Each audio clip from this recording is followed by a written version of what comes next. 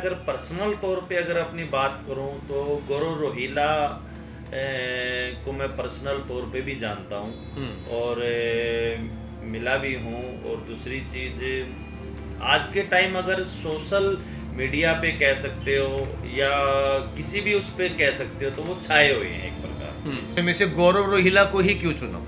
उसके दो कारण हैं। वही कारण बता दीजिए। जी, पहला कारण तो ये है, मैं उन्हें पहले से नहीं जानता था जी, लेकिन एक दो बार मिला तो मुझे अच्छा लगा उनसे बात करके। और बहुत सारे लोगों से मैं खुद पर्सनल तौर पे उनकी राय ली है कि क्या गौरव रोहिला हो सकता है। उन्होंने सिर्फ एक बात कही, बंदे में दम है और कुछ कर सकता है। ये समझ लेना कि उनमें से मान के चलो 100 लोग हैं वहाँ पे, 40-50 लोग तो 50% 50 लोग तो गौरव रोहिला के बारे में कहेंगे बंदा सही है यार, कहते ही आता है। नमस्कार। खबर तलका की टीम मौजूद है सफ़ीदों के रेलवे रोड पर। जैसे ही खबर तलका के माध्यम से नगर पालिका चुनाव को लेकर हमारे जो सर्वे चल रहे हैं उन सर्वों के दौरान नगर पालिका चुनाव को लेकर जो ज्वेलर हैं सफ़ीदों के, उनकी राय जानने का हम प्रयास कर रहे हैं कि जो सफ़ीदों के ज्वेलर हैं उनकी नगर पालिका चुनाव को लेकर क्या राय है। और हम मौजूद हैं इसी कड़ी में एवी ज्वेलर के दुकान पर और हमारे सामने मौजूद हैं दुकान के जो ओनर हैं राकेश वर्मा। राकेश जी, सबसे पहले तो आपका खबर तलका में बहुत बहुत स्वागत है भाई साहब। धन्यवाद जी, आपका भी बहुत बहुत स्वागत है।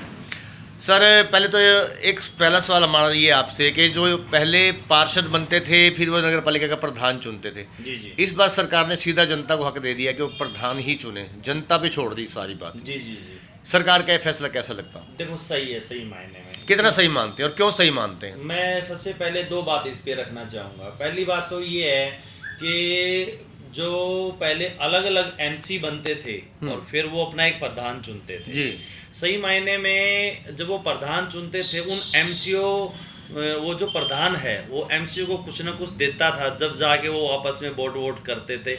लेकिन सही मायने अब डायरेक्ट अगर पब्लिक के उस चीज को चुनेगी तो कुछ काम भी होंगे, कुछ काम भी। चलिए राकेश जी, एक अगला सवाल हमारा आपसे ये होगा, आप यहीं शहर से ही हैं जी जी और यहीं पले बड़े हैं नहीं, और जितने भी प्रत्याशी हैं सफ़ीदों के जी जी सभी को आप जानते ही हैं, बिल्कुल जितने सभी प्रत्याशी जो मैदान में हैं। जी जी जी इस बार नगर पालिका चुनाव को लेकर वो प्रधानमंत्री की दौड़ में है और हालांकि अब पूरा घमासान मचा है। हर आदमी प्रत्याशी अपने हिसाब से चुनाव प्रचार कर रहा है अपना, जी जी अपनी जीत के दावे भी कर रहा है, जी जी जी प्रयास भी कर रहा है जीत के। जी जी जी इन सभी प्रत्याशियों में से किस प्रत्याशी को उपयुक्त मानते हैं सफ़ीदों नगर पालिका का जो प्रधान बनकर सफ़ीदों का विकास करा सके, सफ़ीदों की सुध बुल ले सके? जी, वैसे तो देखो, मैदान में जितने भी प्रत्याशी हैं जी, वे सभी अपने आप में सक्षम हैं।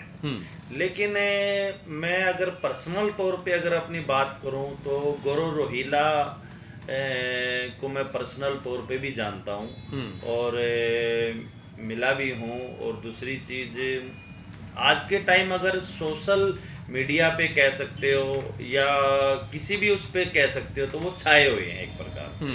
छाने से तो कोई प्रधान नहीं बन जाता। जी बिल्कुल, आपकी बात जायज़ है, छाने से प्रधान नहीं बनता। लेकिन एक बात ज़रूर है, जब देखते हैं कि किसी दूसरे बंदे के काम के ऊपर वो खड़े होके जा रहे हैं, वो काम करा रहे हैं, तो फिर दूसरे बंदे का भी लगता है हाँ ये बंदा जब काम कर रहा है तो एक विश्वास सा बनता है। और जो मैदान में आएगा, मार्केट में आएगा, सभी लोगों की सुनेगा, तो जाहिर सी बात है उसकी तरफ हर बंदे का ध्यान जाएगा ही जाएगा। कहने का मतलब आपका ये है कि जो दिखेगा सो बिकेगा। यस, जो दिखेगा सो बिकेगा, ये तो बिल्कुल है। आपने सभी प्रत्याशियों में से गौरव रोहिला को ही क्यों चुना?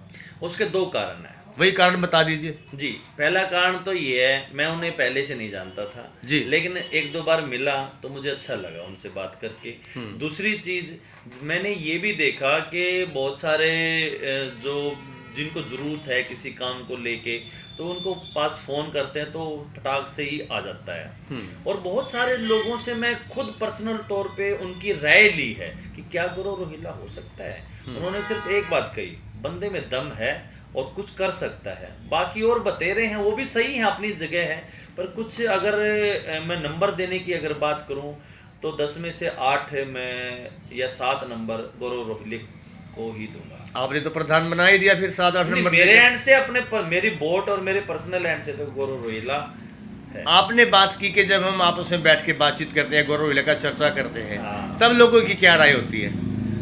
बहुत ज़बरदस्त। इसके मतलब ये कह सकते हैं कि अगर 10 लोग बैठे हैं, 10 में से 6 गौरव रोहिला के साथ हैं, 4 आप अदर की हम बात कर सकते हैं। 4 बाकी में बढ़ जाएंगे। हाँ, मतलब इतना वो है।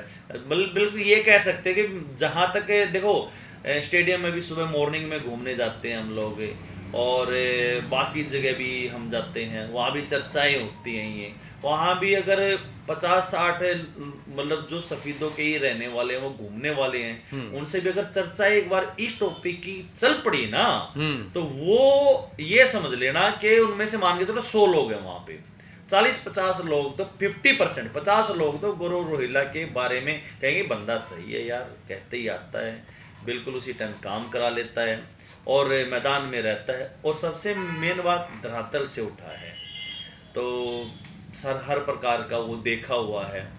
तो और एक मौका देना भी चाहिए सही मायने में, मैं तो ये बात कहूँगा, जब सभी के मुख पे आ गया है तो एक मौका देना भी चाहिए। चलिए, हमारे चैनल के माध्यम से गौरव रोहिल्ला से कुछ कहना चाहेंगे?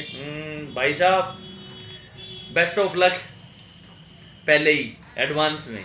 अच्छा जी, बहुत बहुत धन्यवाद राकेश जी हमसे जुड़ने के लिए। तो राकेश थे एवी ज्वेलर के ओनर हैं, जो इनसे बात की नगर पालिका चुनाव को लेकर, अपनी अपनी बेबाक राय रखी कि नगर पालिका चुनाव को लेकर इनकी क्या राय है। आप जुड़े रहिए, बने रहिए, जल्दी किसी नई शख्सियत फिर आपसे रूबरू होंगे। तब तक के लिए जाग्या। खबर तैयार कर मैं हरीश कुमार सफीदों के रेलवे रोड से।